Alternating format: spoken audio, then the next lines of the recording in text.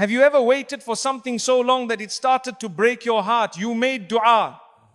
You cried at night. You tried your best, but nothing changed. And deep inside, a quiet whisper asked, why is Allah delaying me? My brothers and sisters, sometimes what feels like a delay is not a denial, it's divine preparation. We live in a world that moves fast.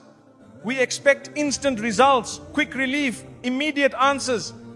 But Allah's timing is not like ours. He sees what we cannot see. And He knows what your soul needs even more than what your heart wants. That job you didn't get, that person who walked away, that dream that hasn't come true yet. What if that delay is actually saving you? The Quran reminds us, indeed Allah is with the patient. Surah Al-Baqarah 2, 153. And being patient doesn't mean doing nothing. It means trusting silently, walking with hope, and believing that even the silence is filled with Allah's mercy. Today, let us talk about the power of patience, not just as a virtue, but as a key to peace, a key to unlocking Allah's perfect plan, even when life feels unfair, even when your heart is tired, because His plan is still working, even when it feels like nothing is moving. Why patience feels so difficult in a fast world? In a world of instant messages and one-day deliveries, we've been conditioned to believe that anything worth having should come quickly. We tap a screen and expect results. So when Allah asks us to wait for healing, for answers, for change, our modern hearts struggle. Patience feels unnatural, even frustrating. But the truth is, it's not because you're weak. It's because we've been trained to value speed over stillness and reaction over reflection. We scroll through social media and see people achieving what we are still praying for. Marriages, careers, health, happiness, it all seems to be happening for others. And deep down we wonder why Allah hasn't moved for us yet. But what we forget is that online timelines are not divine timelines. What you see in seconds may have taken others years of struggle.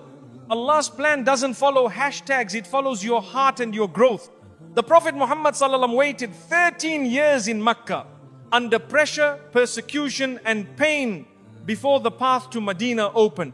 Prophet Yusuf alayhi salam was imprisoned for years before his name was cleared and his position elevated. These were not delays, they were divine preparations. They weren't being forgotten, they were being prepared.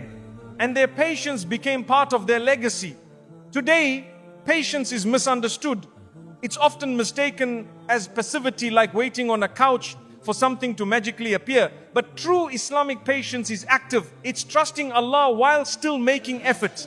It's praying while still trying. It's crying at night and then getting up to face the day again. It's a beautiful blend of surrender and striving, and it is one of the most powerful forms of worship. Our generation finds it hard to wait because we equate waiting with failure. If something doesn't happen quickly, we assume it's not happening at all. But Allah reminds us in the Quran, indeed the patient will be given their reward without account. Surah Az-Zumar 39:10. That means your patience isn't just respected by Allah, it's rewarded beyond measure even before the outcome arrives. We must unlearn the idea that speed equals success. Some of the most powerful changes happen slowly. A tree doesn't grow overnight. Rain doesn't fall instantly. Healing takes time. And so does divine wisdom. Just because your miracle hasn't appeared yet doesn't mean it isn't already on the way. It may be growing underground in silence until it's time to bloom. When life slows down or even feels stuck, it's easy to panic. We feel the need to do something, anything, to escape the discomfort. But sometimes Allah puts you in a season of waiting so your soul can catch up, so your heart can realign, so your priorities can reset. If you rush this part, you might miss the lesson and arrive at the destination spiritually unprepared. The challenge of patience isn't just in the waiting, it's in what we tell ourselves while we wait. Shaitan whispers, it's not working, you're being ignored, you're wasting time. But Allah says, so be patient. Indeed, the promise of Allah is truth. Surah Ar-Rum 30:60. What's more true, the doubt in your head or the word of your Lord? It's okay to feel tired. Even the most patient believers felt waves of weakness. But they didn't give up. They cried, they prayed, they endured, and they were elevated. The real beauty of patience is not how strong you are, but how gently you return to Allah every time you feel like breaking. Your tears are not signs of defeat. They are signs of faith still alive. We often say, be patient, your time will come. But Islam teaches us that the time itself is a test. How you wait matters. Are you bitter or trusting? Are you distracted or reflective? Are you complaining or remembering? The way you wait shapes the way your dua is received. Patience isn't just about enduring the delay, it's about who you become during it. Think about the blessings you have today. How many of them came after a long wait? How many doors opened only after other doors closed? That is the pattern of divine mercy.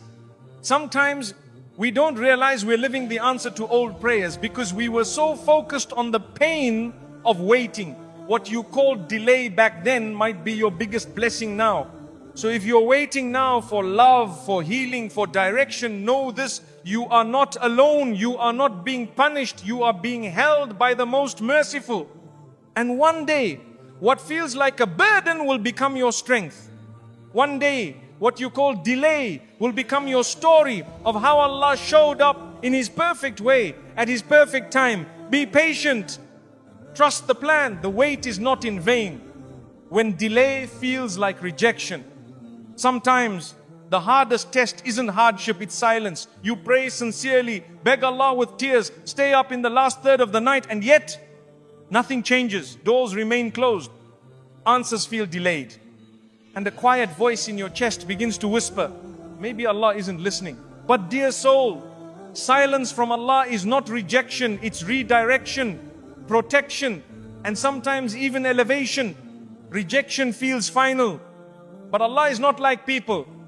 When humans say no, it often means go away. But when Allah delays something, it may mean, not now, my servant, I have better for you. We forget that Allah's names include Al-Hakim, the most wise. And wisdom sometimes looks like unanswered prayers, not because He didn't hear you, but because He heard what your heart truly needs more than what your tongue is asking for. Have you ever wanted something so badly, only to discover later that it would have harmed your peace or distracted your purpose? At the time it felt cruel that you didn't get it. But now, you look back and whisper, Alhamdulillah, it didn't work out. This is the mercy of delay. A divine no that was really a hidden yes, a yes to something better, deeper, more lasting, even if it arrives on a different timeline than you plan. We live in a world where speed is everything. And so, when we are asked to wait, especially by the one we turn to for hope, it feels unbearable. But in the Quran, the most beloved servants of Allah were tested not just with hardship but with delay. Prophet Ayub waited through illness. Prophet Yaqub cried for years over his son. Prophet Musa wandered in uncertainty. None of them were rejected. They were all chosen. Delay teaches us something that immediate blessings never could. It forces us to ask, do I love Allah for His gifts or for who He is? If He doesn't give me what I want right now, will I still trust Him? Will I still make dua, still pray, still believe? This is where real faith is forged. Not in the comfort of answers, but in the ache of the wait.